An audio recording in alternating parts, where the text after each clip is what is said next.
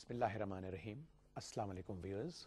I'm your host S.M.Hali presenting another edition of Defense and Diplomacy. In our program today, we are going to talk about Pakistan's relations with the European Union and the lessons we can learn from the advent of the Union. And to discuss that, we have the honor to welcome in our studio today none other than Ambassador Lars Gunnar Wigemark, who is the ambassador of the European Union in Islamabad. Welcome to the show, sir. To apprise our viewers about this great institution, could you briefly just mention what is the genesis, the origin of the EU? Well, it started after the Second World War as an attempt to make sure we never had such a devastating and bloody conflict again on European soil. And we started, first of all, with working together in terms of economic cooperation. A coal and steel union was the first step. There was also a union in terms of nuclear issues under Euratom. And eventually we formed something called the European Economic Communities, which at that point was mostly about economics and trade. It's gradually been enlarged from the original 6 member states: France, Germany, Italy, and the 3 Benelux countries, Belgium, Netherlands, and Luxembourg. 1973, United Kingdom joined, a very important step. And by now, 2014, we have 28 member states. The last country to join was Croatia, part of former Yugoslavia. Interesting. So what is the criteria for the membership? I believe they have to meet the Copenhagen criteria defined in the 1993 meeting of the European Council at Copenhagen.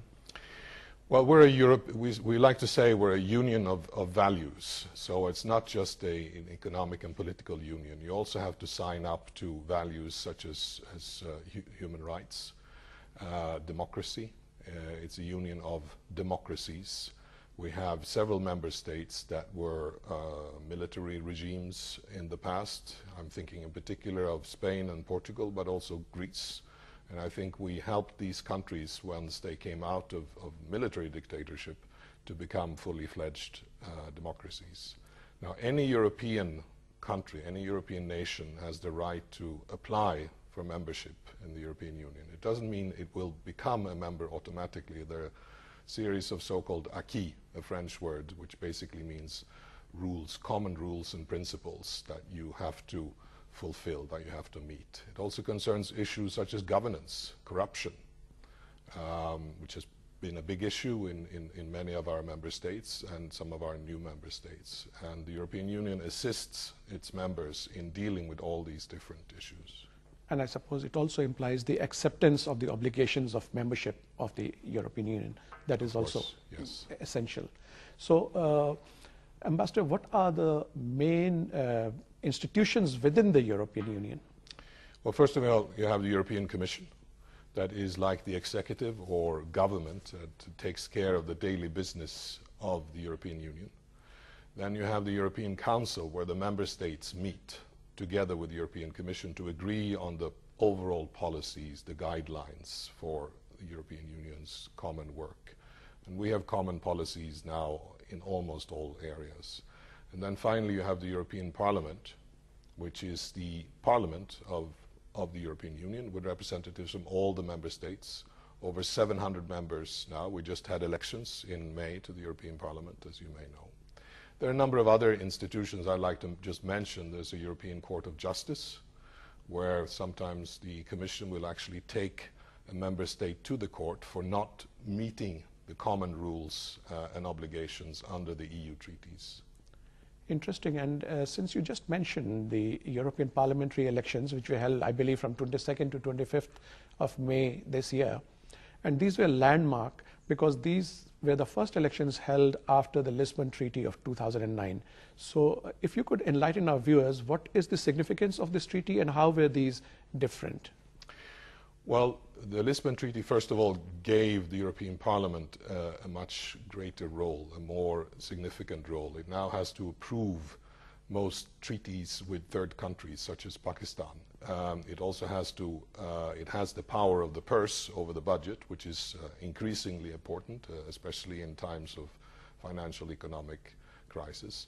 it also acts as a funnel for public opinion in the member states. We have over 500 million people now inside the European Union. It's very important that their voices are heard, because sometimes the EU is criticized for being this anonymous bureaucracy based in Brussels.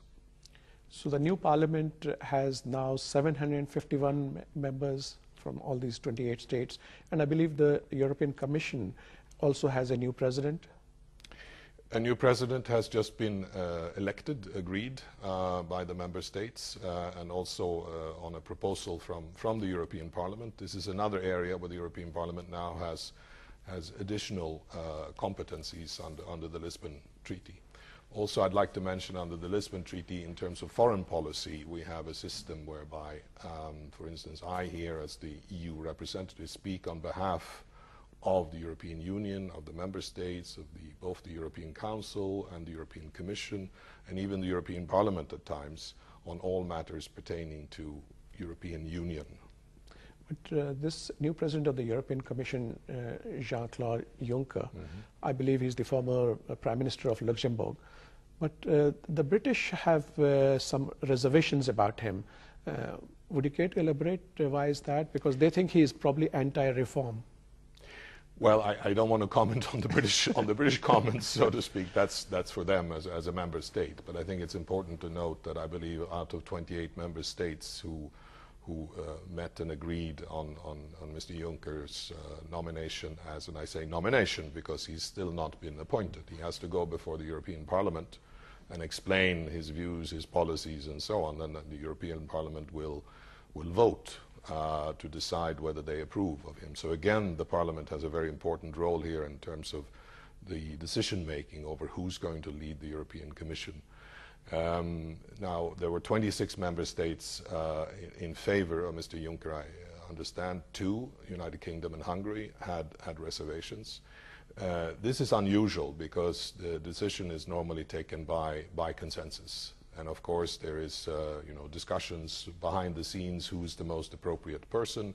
It's no secret that you want to make sure that it's somebody who is a committed European, shall we say, who believes in the European Union. I think it would be difficult to have someone who was anti-European Union. We actually have new members, in particular of the European Parliament, and we already had members in the previous Parliament who were in principle, or so they say, against the European Union, but they still chose to run for office, run for a seat in the European Parliament, and to work inside the system, which is, I think this is how it should be done. And I hope that the United Kingdom and anyone else who has reservations concern about the EU, that they remain within this family and try to sort out their differences with the other family members in good spirit. And I'm quite positive that will happen.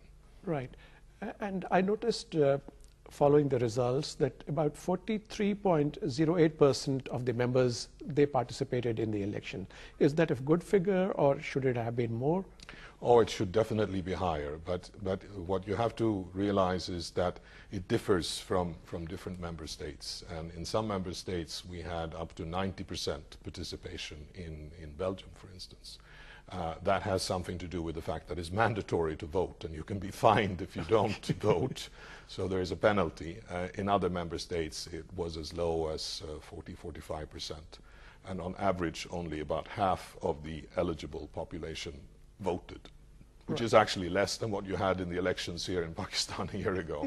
That's why it was a little surprising, because on one hand, the European Union promotes democracy, so I thought there would have been a higher turnout. Well, there are many reasons, I think, why this is the case. First of all, I think the fact that people do not vote at all may have something to do with the fact that they believe that if they vote in their national elections, this will take care of business, that their national representatives, their governments will represent them also through the EU. I think this is a misconception, however, because as we just said, under the Lisbon Treaty, the European Parliament now has very important powers of its own and can decide on a lot of things. But of course, if you're looking at what happens in local politics in France or my own country, Sweden. It's still very much a question for the national politicians or even local politicians. However, the decisions taken by the European Parliament and other EU institutions are very important in terms of redistributing the common resources, in terms of supporting the member states, also individually speaking.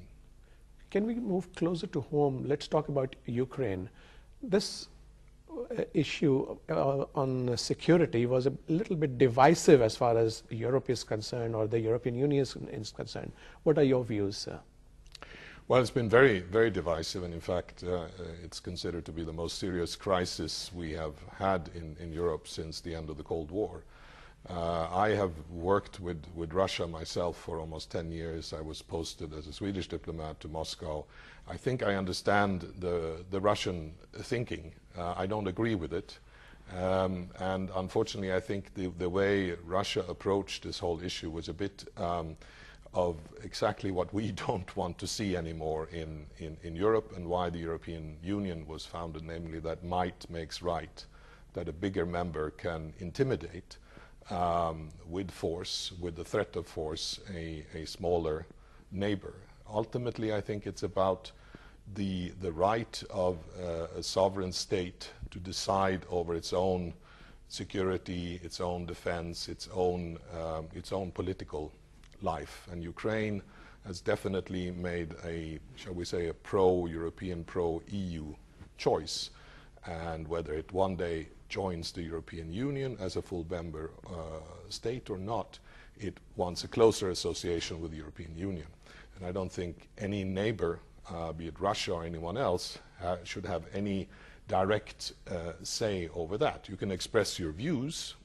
Russia is, for instance, concerned now because Ukraine last Friday, when the EU leaders appointed the new president of the European Commission, they also very importantly signed an association agreement with Ukraine, which means much closer cooperation. It doesn't mean that Ukraine will become a member of the European Union tomorrow or even in the next couple of years, but it's definitely a closer association with Ukraine. Also with Georgia and Moldova, similar treaties were signed. And Ukraine, of course, it does harbor aspirations to join the European Union one day. It definitely does, and as a European nation, it has the right. And personally, I think Ukraine belongs in the European family. But I also think that Russia, or at least parts of Russia, is part of Europe. And I don't think we want a major conflict with Russia. But what we have said very clearly is that how Russia has gone about, first of all, annexing effectively Crimea, part of Ukraine, and let's disregard the history, whether this was in the Soviet Union or not. You cannot simply start to redraw maps today. And I think this has important implications also for this region, for the subcontinent, where you have many borderlines that are simply drawn on a map or established at a certain moment. And if bigger neighbors, shall we say, to Pakistan or anyone else in this region were to simply say, well, we're now taking over because some of the people here speak our language, for instance, and we therefore feel that we have the right to step in and redraw the borders. This sets a very bad precedent. I'm glad you mentioned that, because we identify with this kind of an issue. You know that we have been aspiring. I mean, one of the hot issues between India and Pakistan is Kashmir, and we certainly hope that we can resolve it someday on the table and not in the battlefield. Talking about battlefields, a theater of war next to Pakistan, Afghanistan, in which, of course, Pakistan has been a front state, but so has been the European Union through most of its member states who are members of the NATO. But now that the international forces are withdrawing, how do you see the situation shaping up in Afghanistan? Because we would like peace to return to this region. Yeah, I think, interestingly, just what has happened over the last couple of weeks, the last 2 weeks, is quite significant in terms of Pakistan reaching out to Afghanistan and seeking Afghanistan's cooperation across the border, also try to sort out the mutual accusations, allegations of cross-border shelling and so on. And the dialogue that now seems to have started between your government and the government in Kabul, I think is very significant. You have to start to talk to one another. I know there's a lot of distrust on both sides. I worked in Kabul myself over 10 years ago, and I can recall some of the views expressed there about Pakistan. But I think the time has really come now for Pakistan and Afghanistan to put aside their differences and try to work together in terms of fighting terrorism especially, but also in economic terms. You have so much to gain. You already trade a lot with one another. And this whole region needs to come to terms with its conflicts, with its mutual suspicions, and move forward. I'm glad you mentioned that, and you think there is hope for Pakistan and India also to resolve their problems on the dialogue table? Well, I always like to be hopeful, and I think over 3 years I've been here now, I've seen some back and forth. It seemed very promising 2-3 years ago with the resumption of the composite dialogue, some very, I think, constructive noises coming from both sides. Then there were renewed tensions, and I'm very pleased that Pakistan tried to act responsibly in view of various incidents along the line of control and so on, including when you held the presidency in the Security Council at the United Nations. These are deep-seated, very difficult issues going back to the whole creation of Pakistan as a country. But it seems to me, speaking with Pakistanis, that there's a general consensus emerging, which has been very well expressed, I think, both by the Prime Minister and your government, but also the previous government, I think, is really quite intent to try to move forward.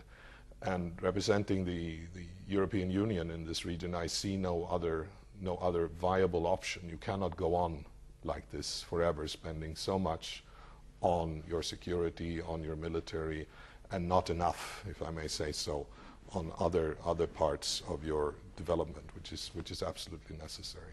I couldn't agree with you more, and especially coming from the European Union, because you've had your own share of wars and trials and tribulations, which you mentioned in the beginning of the interview, and we need to learn a lesson from that. But you mentioned terrorism, and the European Union has been very vocal in framing a strategy for combating terrorism based on 4 pillars.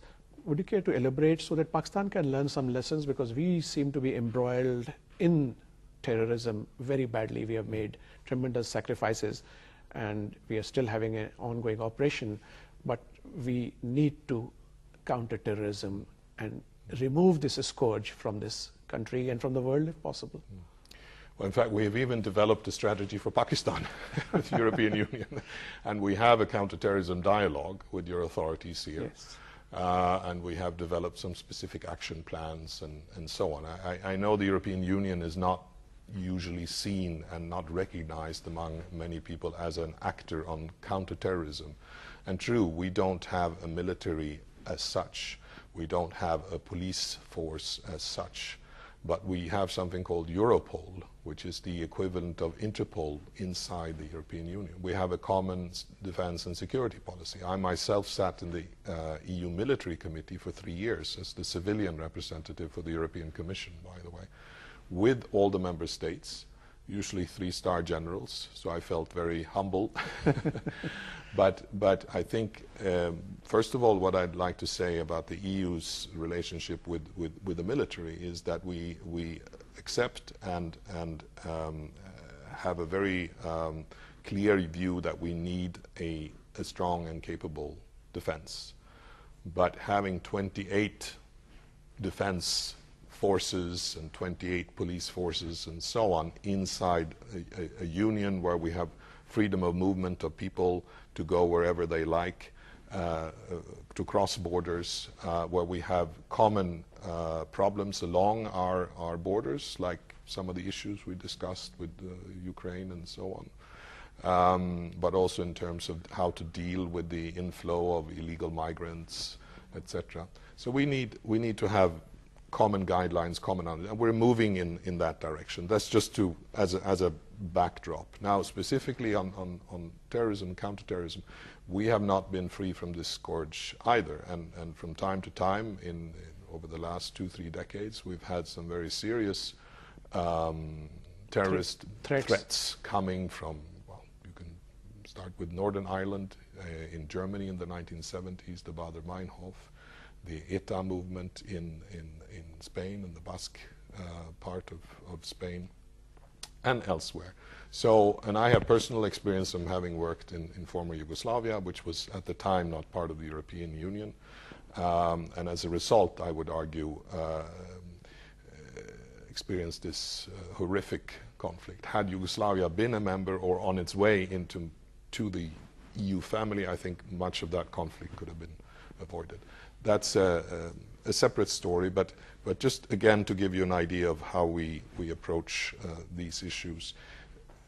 I think most importantly, you need to look at the root causes. I think it's very important now when this operation has been launched in Waziristan, which we fully support, by the way, that already yesterday the Prime Minister Nawaz Sharif came out and said that after the conflict, after the operation has been completed, we will need to rebuild North Waziristan.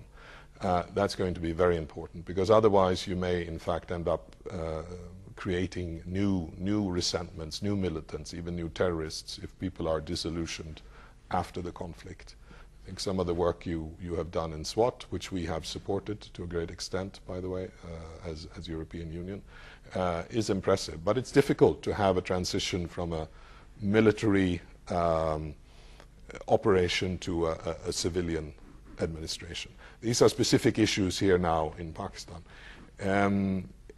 But we really wish to support you on this path. Now again, the EU experience is rather different. We don't have these kinds of issues as you have in North Waziristan. But we know that there are many European fighters in these zones, just like in Syria, for instance. And we're very much concerned with the spillover from these conflict areas to the European Union. So we are not immune from these conflicts and these threats either. And these 4 objectives which you have, prevention, protection, pursuit, and response, they make a lot of sense, and we hope to draw lessons from that. So, Ambassador, I'm obliged to take a very short break. Viewers, we have the Ambassador of the European Union in our studio today, and we are having a very fascinating discussion, not only of the objectives and the working of the European Union, but also some of the issues plaguing the world. And when we come back from the break, we will be talking about more of its relationship with Pakistan. Stay tuned, we'll just be back.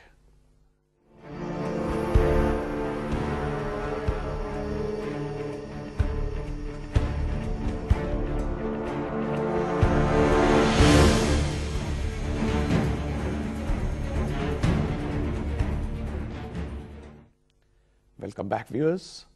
We are discussing European Union and Pakistan. So before we went on the break, Ambassador, you enlightened us with a lot of the thought that goes into European Union and its working. I would like to talk to you specifically about Pakistan. Last December, Pakistan was granted the generalized scheme of preferences, what we commonly call GSP+. How does it help Pakistan? Well, first of all, I think GSP Plus is a bit like being a member, or at least an associate member of the European Union, in the sense that we give something, we offer access to our internal market, which is the largest in the world, 500 million consumers, largest economy as a whole in the world, in return for certain conditions, certain commitments from our partner, in this case, Pakistan. So you receive almost tariff-free access on over 90% of tariff lines, products exported by Pakistan to European Union, in particular textiles, but also leather products and many other products. In return, we ask Pakistan to make sure that you meet certain international commitments that you have already undertaken, by the way. It's not something that we have imposed and said you must do this. This is something that Pakistan, as your Foreign Office and others have pointed out, have decided to do on its own, and it's in your interest. And I think I couldn't agree more. Specifically, there are 27 international conventions, treaties, that Pakistan has now signed and ratified, and they form part of this scheme that the European Union has. And it's not just Pakistan, there are 9 other countries that also asked for GSP plus status over a year ago, and all received it, including Pakistan. But Pakistan was by far the largest of these 10 countries. In fact, it's, in terms of its size, in terms of its population, it's about as large as all the other 9 countries taken together. So there was a big debate among the member states, inside the European Parliament, and so whether or not these preferences should be granted to Pakistan. In the same context, I was reading somewhere that there have been some reservations in some of these southern European countries, specifically Italy, Spain, Greece, Portugal, and France, who have expressed that if in case Pakistani textiles are allowed to come in without any tariff, they are likely to endanger the local industry. Is there any truth in it, or is it being debated? I don't think it's being debated anymore, because the decision was taken. It was a common decision by the European Union. There were different views, not just from some of the countries you mentioned, but in general between different political parties. There were those concerned with the human rights situation here in Pakistan who wanted that to be really emphasized, underlined in terms of the EU making its market available for Pakistani companies. In general, I think there was a lot of sort of discussion and drama at some point. I likened it to a cricket match, you know, who's for and against, and when there was a final vote in the European Parliament end of last year and so on. I think what is clear is that the European Union, including all of our 28 member states, by the way, will want to engage with Pakistan. And of course there are sometimes discussions, even disagreements on exactly how to do this, in which way. But I think we all agree that we want to provide trade, and we still do provide aid or cooperation, we like to call it, to Pakistan. And sometimes we even have aid as a means to promote trade, to in fact assist your companies, your industries, to meet our product standards, which tend to be rather complicated. But in the interest of our consumers, if you wish to sell mangoes, for instance, to the European Union, you have to meet certain hygienic and health standards.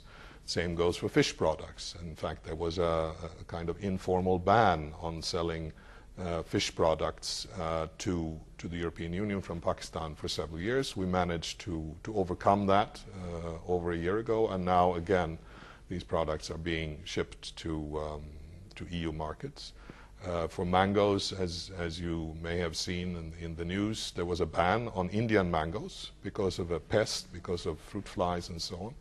And there are some concerns also about the Pakistani mangoes, but we're working actively to try to overcome this in order to promote and make sure that your exports can continue. Because the best way forward for a country like Pakistan is to develop itself, for the economy to develop, but also for society as a whole to develop in terms of education, in terms of the social services, hospitals, health, etc., available to your people. That makes a lot of sense, but coming back to textiles, there was one observation that probably the women who are a major part of the textile industry in Pakistan, they face some kind of sexual harassment. Although the number of women who are participating in the textile industry is slowly increasing. So if there was sexual harassment, probably it's not enough to deter these ladies Have you heard about this? Well, I think I'm aware of what you're referring to. And of course, labor standards is a very important part also of this GSP package.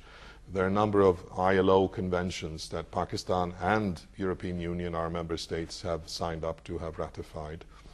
And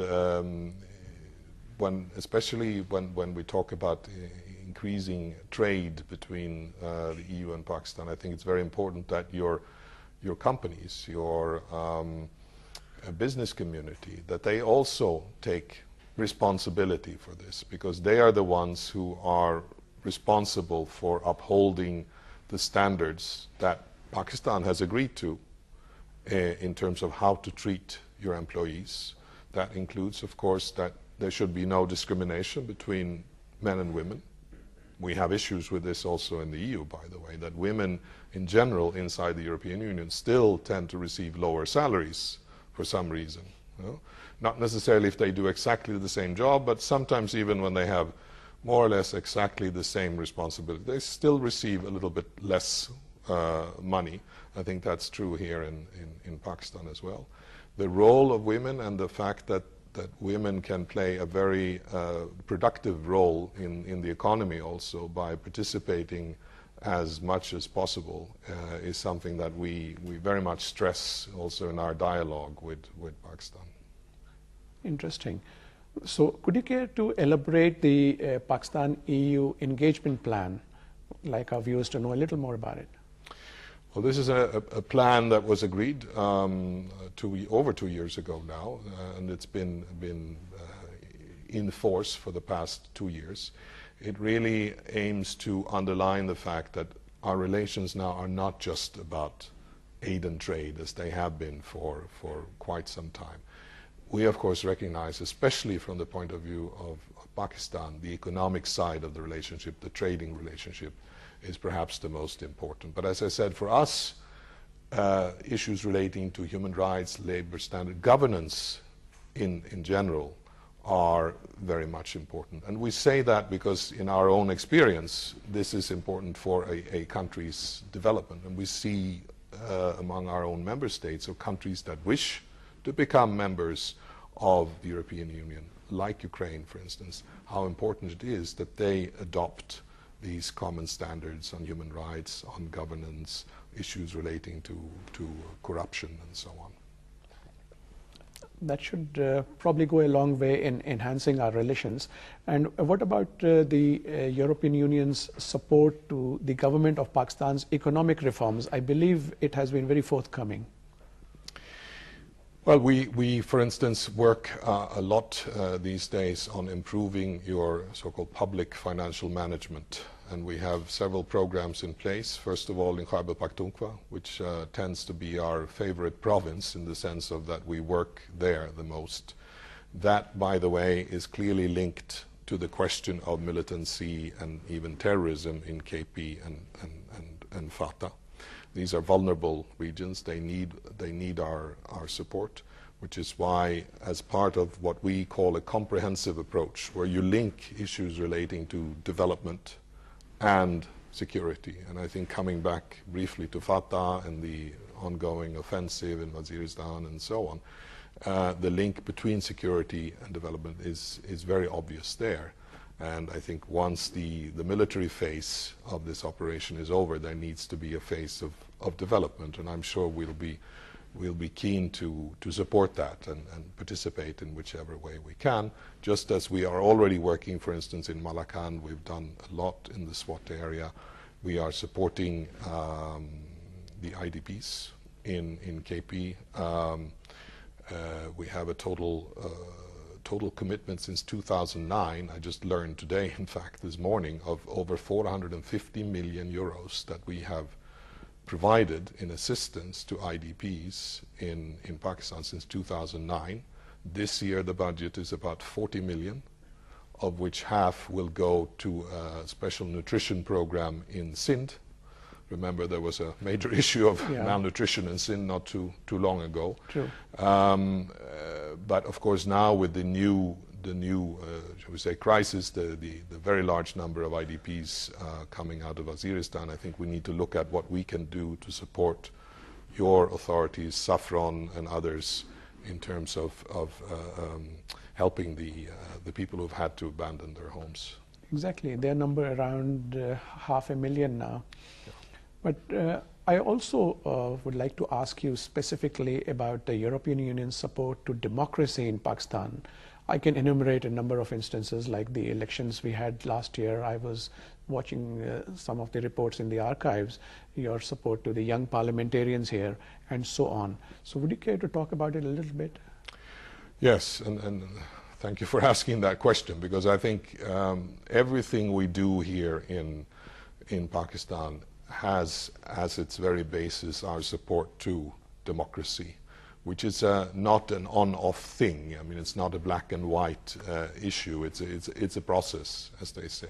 And the reason I emphasize that is because, as we said at the beginning of this program, the European Union is a union of democracies where we have agreed to support one another. Some of our member states have been military dictatorships in the past. Others have had issues with authoritarianism, have had issues with human rights and so on. But we support one another, and we have agreed on certain common principles and standards. Now, Pakistan has also agreed to most of these standards through some of these international conventions, the International Covenant on Civil and Political Rights, for instance, which is a framework basically for democracy at an international level. And on that basis, we have now had election observers here for the last 3 national elections, 2002, 2008, and again last year, 2013. Last year, we had over a total of about 140 election observers, including so-called long-term observers who were here for almost 2 months before the elections, and then also for about a month after the elections, following the whole dispute resolution issue, when there are questions about unfair procedures and so on during the elections themselves. The EU Election Observation Mission, which I should stress is quite independent in the sense that I, as the EU representative, EU ambassador, I didn't participate in any election observation. I'm not an expert. I'd rather not do it because I don't want to, be biased. True. And they issued a final report in early July last year that is still available. I think it's very clear in terms of the analysis of the elections, and I hope people who are now arguing over the outcome, that they take a second look at that report and analysis, which was also based, by the way, on observations by local election observers, Fafen and others, that have thousands of election observers across Pakistan. But the EU election observation, and I think I can say that with some certainty, is a very professional and highly competent kind of operation that we have done in over 100 countries. And rarely would I say that we miss the point completely. Of course, in 2002, we basically said, or the EU election observation team at that time, I believe it was a British member of the European Parliament who was in charge, he said these elections were not correct, they were not free and fair. In 2008, which were the first, shall we say, elections after the takeover by General Musharraf, that were open to all participants, including Benazir Bhutto and Nawaz Sharif and others who had returned to participate in the elections. Those elections were much better. There were still issues, and there were over 80 recommendations in the final report of the EU Election Observation Mission in 2008. Now, last year, there were some 50 recommendations. So in qualitative terms, you could say that there was an improvement, and I think there clearly was an improvement. These were some of the best elections ever held. There were still issues, irregularities, and observed by the EU election observers and others.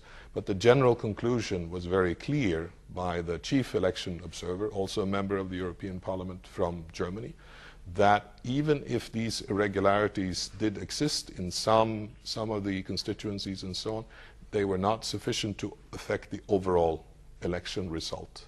And they were isolated. They said in up to close to 9% of all the polling stations they observed, they found some kind of irregularity.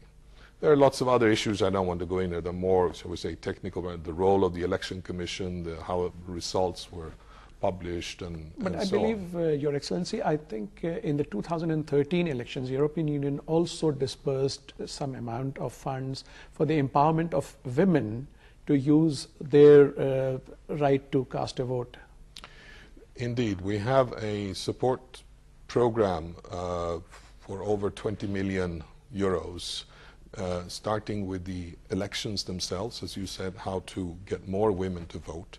And one of our main concerns, I would say, is the fact that there were 11 million women who were not in any way involved in the elections. In fact, most of them lack identity cards, scenic cards, so they simply don't exist officially, and obviously then they can't vote. And I think this will be a very important indicator in the future, in the next elections, that this number should go down. You shouldn't have 11 million, you should have far less. And these women can play a very, very important role in your democracy, but also, as we said, in your economy. Now we're following up on this, and we're working very closely with your parliament, both the National Assembly and the Senate at the federal level, in terms of improving its ability to play the role of a strong and healthy Parliament. The various committees, we're trying to provide advice to them, share the experience we have from our national parliaments, from the European Parliament. I've discussed this at some length on several occasions with the Speaker of the National Assembly and also the Speaker of the Senate, and I'm very happy to report that over the last 6 months or so, this program has really taken off and is now very much appreciated by parliamentarians, regardless of which political party they belong to. We also have, by the way, I want to mention a very interesting part of this program were young graduates, law graduates, graduates in finance and economics, and even computer programmers and such, working now as paid interns, both in the National Assembly and in the Senate. So they're, in a sense, assisting the individual parliamentarians and the different committees, the Public Accounts Committee, for instance, the Foreign Relations Committee, the Human Rights Committee, the Women's Caucus, and so on. Because, you know, once you're elected to Parliament, this happens also in the European Union, you don't have the resources, you don't have the staff.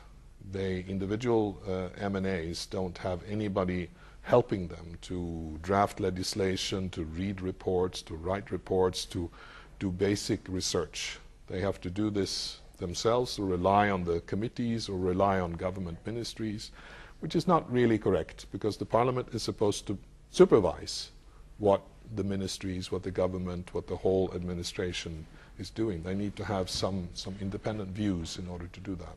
That's a very considerate plan, I must say. As a final question, Your Excellency, what is the role of European Union in capacity building of Pakistanis in the field of education and scientific research? Well, in education, what we have been doing already for quite some time is we're working directly with the provincial authorities in Sindh and Khyber Pakhtunkhwa in particular, and we've been providing so-called budget support for public, primary and secondary education. So we're working directly with the provinces. And of course, under the 18th Amendment, this has become even more pronounced. Now we're about to start doing the same thing in Balochistan under something called the Global Partnership for Education, where we are working together with some of our member states, most notably the UK, but also Germany, who have their own bilateral funds in addition to the EU funds. And as you know, the UK has a big program on education here. But also the World Bank, the United Nations, UNICEF is involved with this. There are other countries such as Canada, US, Australia, Japan, who are all contributing. And I must say the cooperation in the area of education, I think, is exemplary. In other areas, so-called donor coordination is not always what it should be here in Pakistan. But in the area of education, I think we're doing very well, and we're working very well with the provinces on education. The issue, the problem is that the needs are so huge, and as we were saying before, we would really like to see more of public funds going to especially to public education, because not everyone can afford, private alternatives. What would be your message to our viewers and to the people of Pakistan?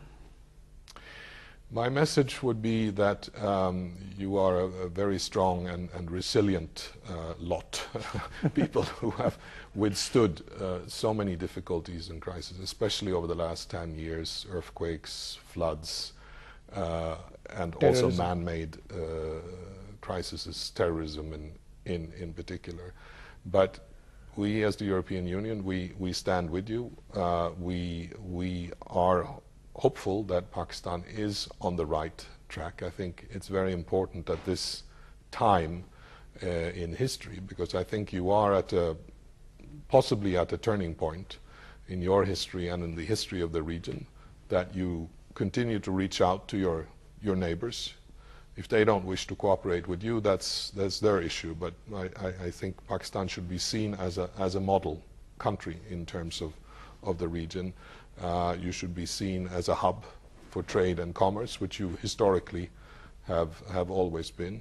And I think you have very, very hard-working people who wish to have a good education. I've rarely met so many people who are so smart and articulate as I have here in Pakistan.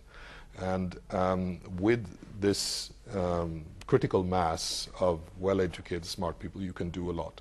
But also, don't forget about the people who don't have access to education, who don't have access to proper jobs, who are living below this very meager minimum income of 7,000-8,000 rupees a month, because they too need to feel that they are part of Pakistan. And when they become full-fledged citizens and enjoy education, have jobs and so on, this country will take off.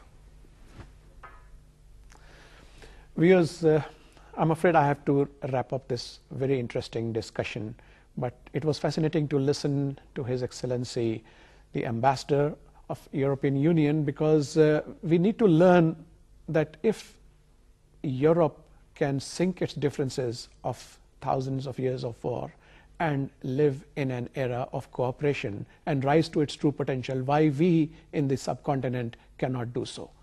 But he has given us some strong advice, and I hope the people who matter will pay heed to it. It was such a pleasure talking to you, Ambassador. Thank you so much for joining us today.